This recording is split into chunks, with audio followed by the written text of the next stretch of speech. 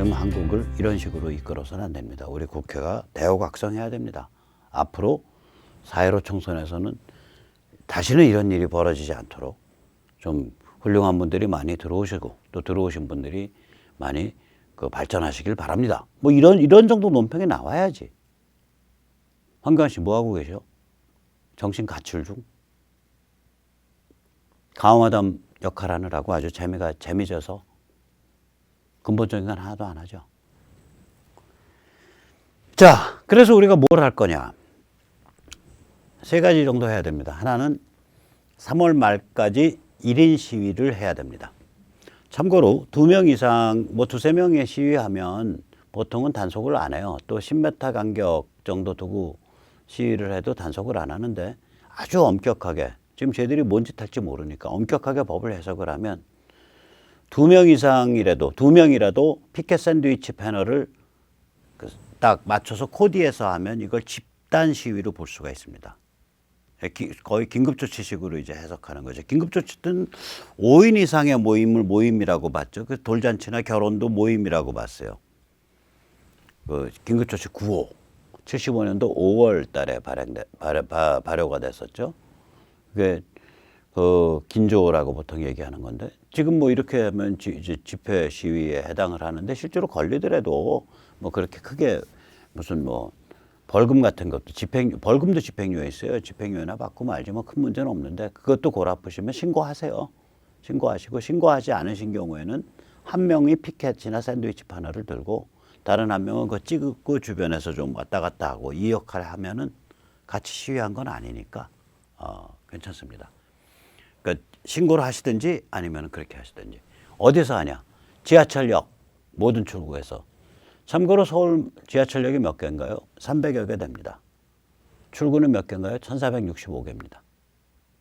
만약에 여기서 2명, 3명씩 하면 약 3,000명에서 5,000명, 3,000명에서 4,000명 정도 이번 토요일 오후 2시부터 5시까지 지금 추진하고 있거든요. 그래서 이제 자유공화당 쪽에도 좀 얘기를 넣어놨고, 또 저기 자유통일당 쪽에도 얘기를 넣어놨고, 저희 또 시민단체, 그다음에 또 교수들 모임 다 얘기를 넣어놓고 있습니다. 샌드위치 파넬 슬로건은 오전까지만 해서 또 이게 헌법농단 때문에 2가지인데, 실제로는 헌법농단은 그냥 조롱하는 내용으로 바꿔야겠죠. 또 하나는 사전투표 부정방지. 사전투표 부정방지부터 말씀드리면은 이제 구멍숭숭 사전투표, 선거일에 투표해서 표도둑질 막아내자. 그래서 보여드리면은 뭐 이런 거죠. 이게 이제 몸 앞뒤로 다는 샌드위치 파넬입니다. 그래서 보여드리면 이렇게 되나? 잠깐만요. 이게 지금 하나씩 보여드릴게요. 방법이 없네. 예. 앞에 딱 가기가 좋아요. 몸 뒤에는 뭐가 붙어 있냐? 앞뒤 물론 바꾸셔도 됩니다. 부재자가 아니라면 사전투표 NO. 우리는 선거일에 투표한다. 이걸 이제 헌법농단을 가지고도 이걸 만들고 있거든요. 그러면 이제 요 뒷면에다가 이걸 붙이셔서 쓰거나 혹은 저걸 하면 되죠. 여기 입헌국의 개헌 타령, 헌법농단 NO. 현행헌법 사수하자. 그 다음에 김무성 등 148명의 헌법농단 음모, 100만 명의 개헌 발의, 5천만이 정치내전. 너희가 국회의원 맞냐? 이런 내용이 되겠죠. 그래서 이게 이제 실제로 이거는 이제 샘플이어서 이제 우드락에다가 한 거고요. 우드락은 이제 이게 손상이 되잖아요. 이게 빠개지고 또 갖고 다니기도 불편해요. 근데 앞으로 이제 이 우한 이 폐렴, 우한 코로나 때문에 대규모 집회가 이게 어려워진다고요. 상당 기간 동안 치료제와 백신이 나올 때까지 이게 증가율이 완화되더라도 사람들이 대규모 집회에 대해서 마인드가 받아들이질 않을 거예요. 일반 사람들이. 아무리 안전하게 거리 두고 한다 그래도. 그래서 이런 개인 장비가 필요하다고. 이런 재질입니다. 실제는. 요런 재질로 만들어서 이거는 이제 갖고 다니시기도 편해. 이렇게 말아서 가지고 다니면 돼요. 말아서. 그러니까 반영구적이죠. 이건 지금 샘플로 재질만 갖고 나왔고 물건은 내일 들어옵니다. 저희 지금 2,000벌 그러니까 두 개가 한 벌이죠. 그래서 요거는 이제 저희가 얼마에 파냐면 4피스 2벌에 차량용 스티커 4개인데 차량용 스티커 아마 요거는 못 드릴 거고 다음번 나오면 드릴게요. 물류비 포함해서 10,000원 정도 받고 있고요.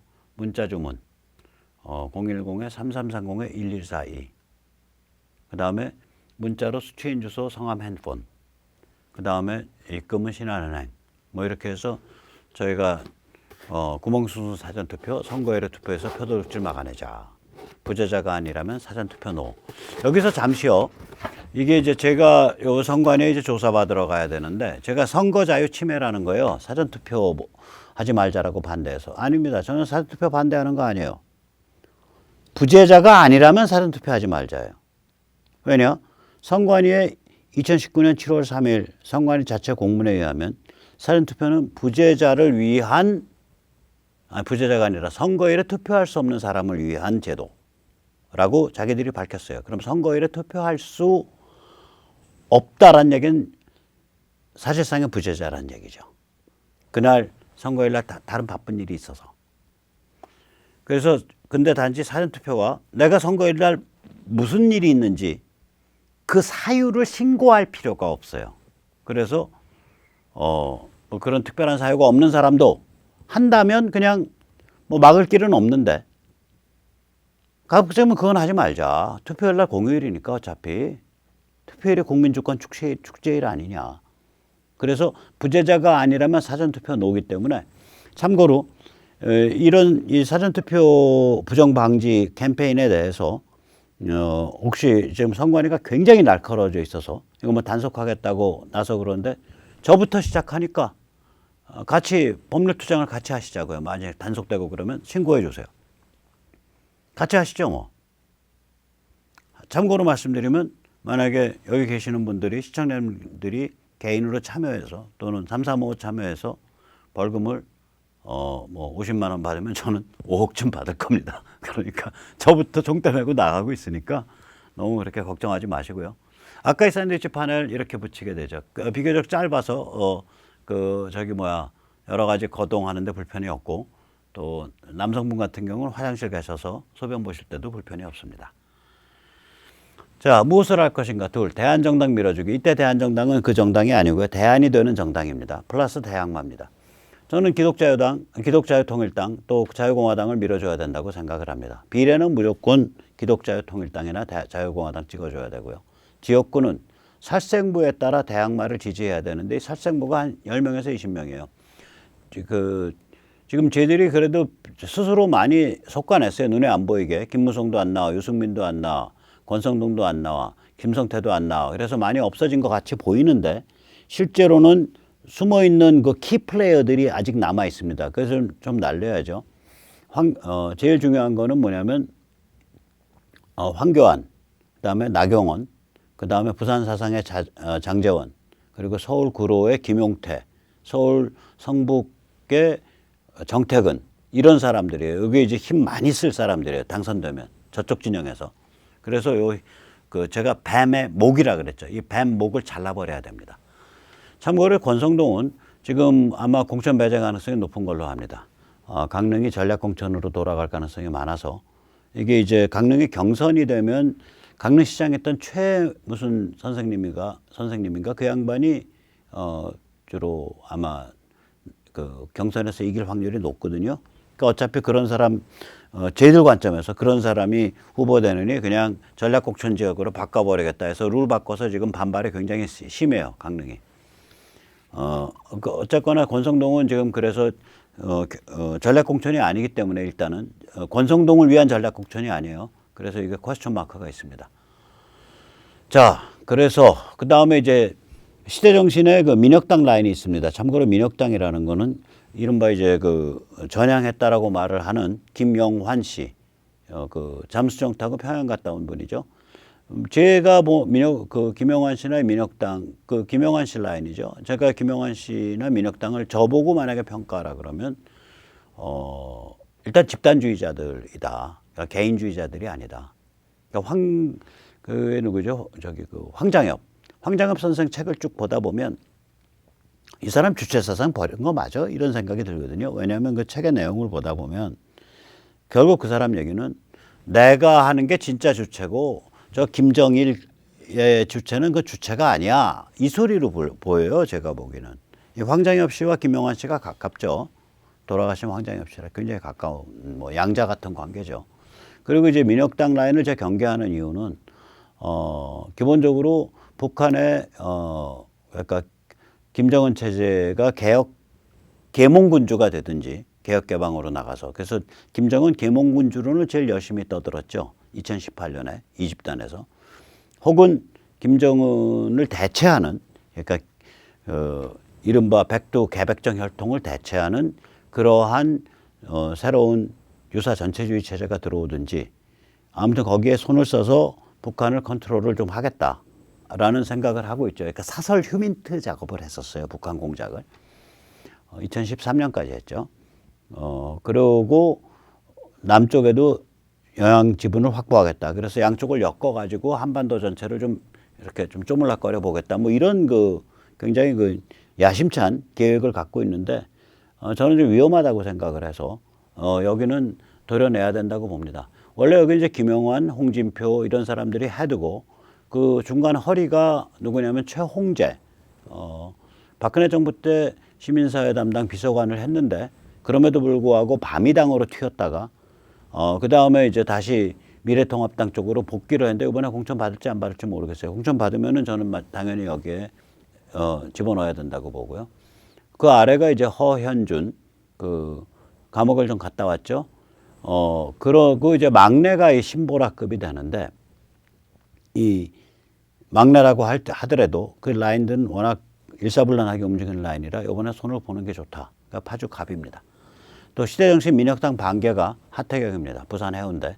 여기 이제 경선하게 돼 있는데 경선 결과 어떻게 되냐에 따라서 만약에 경선이 이긴다면 여기도 마찬가지로 대항마를 우리가 지원해 줘야 됩니다. 그 다음에 이제 정경련 반개가 있죠. 이게 바른사회시민회의, 자유경제원 이게 다 정경련 쪽 라인의 시민단체들인데 양대 단체죠. 정경련이 이제 바깥쪽으로 이제 싱크탱크는 한국경제연구원인가, 그 다음에 이제 경제기업 옹호운동으로 자유경제원, 그 다음에 시민사회 쪽으로 바른사회시민회의 뭐 이렇게 해서 3개 정도의 반개 단체를 운영을 해왔습니다. 여기 이제 복붙 표절녀죠. 대한민국에서 가장 화끈한 표절을 한 사람 중에 하나죠. 거의 뭐 표지가리 수준 표절이죠. 석사 논문. 전희경 의원. 우린 뭐 전탱크라고 부르는 사람도 있고 전투성을 뭐 한다 그러는데 글쎄요. 이 사람 이때까지 평생 살아온 게 바른사회시민회의랑 자유경제 2개의 직장생활밖에 안 했어요. 거의 평생 동안 그래요. 그 전에 자기 논문 지도교수가 국회의원이 됐을 때 거기 비서관 하다가 또 그 논문 지도교수가 바른사회시민회의 만들 때 같이 가서 바른사회시민회의 간부를 했고, 그러니까 논문 지도교수와 같이 붙어 다닌 기간이 10몇 년쯤 돼요. 논문 그 다음에 논문 기간까지 포함하면 뭐 굉장히 오래요. 그 다음에 그게 인연이 돼서 자유경제원에 사무총장 왔었고, 그때 당연히 저러니까 전경련 돈 받고 그렇게 해서 잘 돌아가는 단체니까 거기서 뭐 역사 교과서의 문제 좀 떠들고 뭐 똑부러지게 그랬지만 저는 자유경제원은 누구냐? 이승철 하나 딱 봐요. 자유경제원의 전경련은. 그래서 저는 아주 그 인맥을 싫어합니다. 이승철 부회장이 헌재와 그리고 저기서 발언한 내용을 보세요. 재판정에서 박근혜 대통령에 대해서. 원래는 이승철이, 제가 만약에 이승철이었다면 그냥 재선에서 끝냈거든요. 왜 그러면 이게 보통 이래요. 제가 추정컨대 박 대통령한테 오다를 받아서 뭐 K스포츠 미르재단 이런 걸 만드는 게 아니고 한상 차려서 이렇게 딱 바치려고 하는 마음이 있는 거예요. 제가 보기에는 어떻게 보냐. 자기들 쪽에서 차려서 바칠라 그러다가 판 엎어지니까 박 대통령이 시켰어요. 이러고서 증언 아닌 증언을 해버리는 거죠. 그 아래 있던 윤모 씨는 허현준 아까 그 민혁당 라인에 감옥 갈 때 허현준이 시켜가지고 자기가 다 돈 심부름했다. 돈 저기 단체 100만 원, 200만 원씩 줬다. 허현준 행정관이 시킨다고 전경련이 움직여요? 천만에요. 천만에 만만의 말씀입니다. 박근혜 정부 때 정무수석이 사석에서 이런 말 한 적이 있어요. 전경련 상근 부회장 이승철은 자기보다 더 파워가 강합니다. 그런 말을 한 적이 있어요. 정무수석이. 그 정도로 파워풀한 집단이었어요. 왜냐? 두 가지입니다. 하나는 돈줄을 갖고 있어요. 물표를 끊어오죠. 전표를. 어디서 좀 지지해줘. 거기 열심히 하는 애들 한 몇백이라도 좀 지지해줘. 이렇게 부탁말을 들으면 그걸 집행을 해요. 근데 그 집행한 게 언제부터 집행했냐? 노무현 정부부터 집행했습니다. 노무현 정부 때도 이승철이 집행했어요. 그때 과장으로서. X파일을 갖고 있어요. 돈 갖고 있지, X파일 갖고 있지. 그걸 누가 건드립니까? 정경련 상근부회장은 원래 이제 예를 들어서 그러니까 통산자원부 같은 데에 차관급이에요, 보통. 회장을 기업체 오너가 하고 역대가 그랬어요. 특이하게 이승철의 경우에 정경련 말단 직원부터 시작한 사람이 상근부회장까지 했어요. 아무도 못 건드렸다고요. 자, 그런 인맥에 속한 사람이에요. 저 전희경이라는 사람이. 저는 뭘 기억하냐면 그때 복사표절 사건 났을 때 공격을 좀 하니까 우리 쪽에서 왜 그러냐면 저희 같은 사람이 공격할 수밖에 없는 게 딴 것도 아니고 역사 교과서가 진실을 안 가르친다라고 해서 그 역사 교과서의 문제점을 대변하는 제야 발언 창구 중에 하나가 전희경이었다. 그걸로 떴어요. 전희경 씨가. 그런데 자기 석사 논문이 완전히 표절이야. 복사 붙여넣기 표절이야. 그럼 어떻게 하냐고 이거를. 그게 뭐 다른 일 하다가 그랬으면 그 옛날에 석사 논문이고 뭐 석사 논문 그렇게 중요하지도 않을 때라서 저도 철없어서 그랬어요 하고 넘어갈 수가 있는데, 그리고 본인이 그렇게 잘못했습니다라고 딱 깨갱 해야지. 근데 뭐라 그랬냐. 정치하다 보면 재가 묻기도 하고 똥이 묻기도 하죠. 우리는 똥이 되는 거요. 전희경이라 불리는 근사한 생명체에 갖다 이렇게 묻혀진 재 먼지나 똥이 되는 거예요. 바로 빠찌 달기 전인가? 그러니까 당선되고 나서 바로 그 직후에. 야, 그거 보고 저는 말을 해도 저렇게 싸가지 없이 하냐. 아주 혀를 내둘렀습니다. 그래서 전희경 씨 당첨되셨습니다. 인천 미추홀 저희 대한정당 하겠습니다. 대항마를 지지하겠습니다. 자, 그 다음에 세 번째, 사전투표 부정방지 캠페인 열심히 해야죠. 제가 여러 번 얘기해서 오늘 짧게 말씀드리겠습니다. 사전투표는 구멍이 숭숭 뚫려 있는 제도죠. 저런 거 부재자가 아니라면 하시면 안 되겠죠. 참고로 지금 미래통합당, 옛날 자유한국당 행안위에 이채 의원과 함께 그 선관위에 이러이러한 점을 좀 개선해야 되지 않냐. 이게 지금 국민들이 극도로 날카로워져 있어서 그 사전투표의 관리 포인트들을 몇 개 개선해야 되는 거 아니냐 했더니 정말로 뱀장어 빠져나가듯이 빠져나가는 뻔뻔한 답변을 보내왔어요. 선관위가. 이채 의원실에. 제가 그걸 일별해서 보니까 이런 겁니다. 거기에 이제 저희가 제기한 문제가, 야, 거기 법에는 바코드 쓰게 돼 있는데 왜 QR코드 썼어? 그랬더니 QR은 2차원 바코드입니다. 지금 그 말 무슨 말씀인지 알아들으세요? 그런 식으로 표현하면 초등학교에서 뭐라고 가르쳐야 되냐. 선분이란 2차원 점입니다. 면은 3차원, 점, 선, 점은 차원이 없습니다. 그래야 되나? 면은 2차원 선분입니다. 그거를 한번 생각하고 지나가는 게 아니라 면에 대해서 면은 2차원 선분이니까 저런 논리면 면을 놓고서 저거 선분이야라 그래도 안 틀렸다는 얘기지. 이게 면입니까? 선분입니까? 라고 물을 때 저거 선분이야 라고 해도 안 틀린다는 얘기예요. 입체를 놓고서 입체란 3차원 선분입니다. 선분을 입체를 놓고 야 이런 입체를 놓고 이 입체 이거 선분이야? 아니면은 면이야? 법에 2차원 바코드 쓸 수 있단 말이 없어요. 그냥 바코드 써야 된다. 그러면 언어에서 바코드는 뭐냐고. 근데 제가 QR 쓰고 있거든. 두 번째, 일련 번호가 아니라고 보여요. 그 체번한 구간이. 근데 계속해서 일련 번호라고 주장해. 유일하게 일련 번호일 수 있다면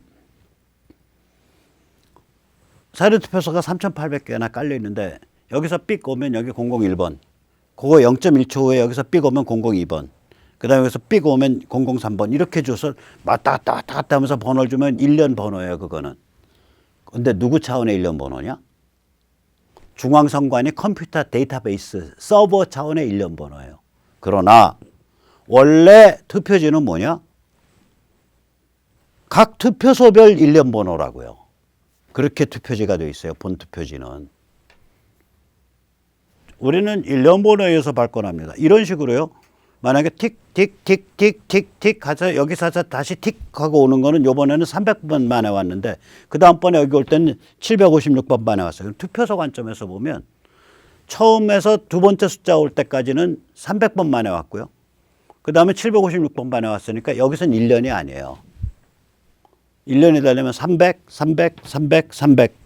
혹은 1 이렇게 그 크기가 같게 올라가야 돼요. 한 계단씩. 그 계단이 1이든 그 계단이 300이든 그게 수학적으로 1년이라는 의미입니다. 근데 1년 번호 발권하고 있습니다. 이렇게 얘기해요. 그 다음에 1년 번호 숫자 표기 왜 안 합니까? 하니까 1년 번호 QR인데 숫자 표기 뭐 안 해도 되죠? 이런 식이에요. 잠깐만. 숫자는 우리가 QR은 사람 눈으로 못 읽어요. 숫자는 사람 눈으로 보잖아. 바로 직관적으로. 지금 참관위는 직관적으로 알 수 있어야 되잖아. 그 다음에 물은 게 이런 거예요. 일련 번호, 그러니까 이 투표용지에 일련 번호가 적혀 있는 절취부, 본투표지는 그렇게 되어 있다고요. 그럼 절취부 왜 없습니까? 그랬더니 절취 안 해도 된다라고 법에 있다. 이거 맞아요. 법에 뭐가 있냐? 관외, 즉 내가 서울 사람인데 부산 가서 사전투표하는 경우 관외 사전투표가 되는데 관외 사전투표에는 절취부를 떼지 않아도 된다야. 그러면 절취부를 떼지 않아도 된다는 얘기랑 절취부를 안 두어도 된다는 얘기랑은 전혀 다른 얘기잖아요. 절취부를 뒀는데 안 떼도 된다가 법에 나와 있는 얘기예요. 그걸 빌어서 절취부 안 떼도 돼서 절취부 됩니다. 이렇게 된 거예요. 그러니까 이게 지금 완전히 뭐라 그러나 사람을 우롱하는 이게 전혀 다른 A라는 이슈에 대해서 묻고 있는데 B라니까요. B에 관한 거라니까요. B에 관한 거래. 이 레코드판 도는 식으로 답변을 한 거예요. 그 다음에 개표할 때 사전투표소별로 어디서 출력된 투표지인지 알 수 있게 식별 코드 넣어달라 그랬더니 법에 그런 식별 코드 못 넣게 돼서 못 넣습니다. 그런데 천만에 넣을 수 있습니다. 어떻게 넣을 수 있냐? 그러면 자 사전투표소라는 건 선관위의 물리적 연장이라고 해요. 선관위별로 사전투표소를 두니까. 그러면 선관위 코드 자리가 길어요.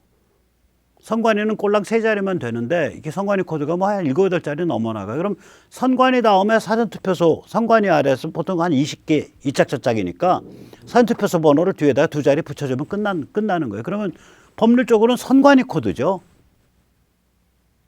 선관위 코드를 확장한 거죠.